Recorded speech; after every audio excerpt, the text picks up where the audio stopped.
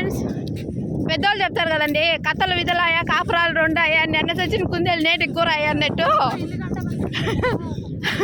మేమేం చేసినామంటే చెప్పులు వేసుకోకుండా వచ్చినామా, ఈడేమో ఇసుకలో కాలు పెట్టేదానికి అగ్నిపుల్లో కాలు పెట్టినట్టు ఉందండి. అగ్నిపుల్లన్నా మేలు, తప అని వెళ్ళిపోవచ్చు. ఈ ఇసుకలో అసలు అజ్జి ముందుకు పోనంటుంది.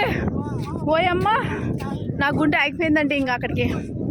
అందుకే ఏం చేసినా అంటే అమ్మడి వెనక్కి వెళ్ళిపోయి మెరీనా బీచ్లో లాస్ట్కి వచ్చినాము. వస్తే ఆడమ్మతన్నాడు ఆయన ఎవడో పాపం చెప్పులు.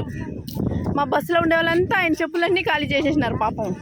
పోనీ ఆయనకి వ్యాపారం అయినట్టు అయింది, మాకు చెప్పులు దొరికినట్టు అయింది అని సరే 100 రూపాయలు ఇచ్చి చూడండి చెప్పులు కొనేసి ఇక అందరూ ఏకంగా బస్సులో ఉన్న వాళ్ళందరూ చెప్పులు తలాకో జతకొని వేసుకుంటూ ఈ బీచ్లో ఈ మట్టిలో నడుచుకుంటూ బీచ్ దగ్గరికి వెళ్తున్నామండి.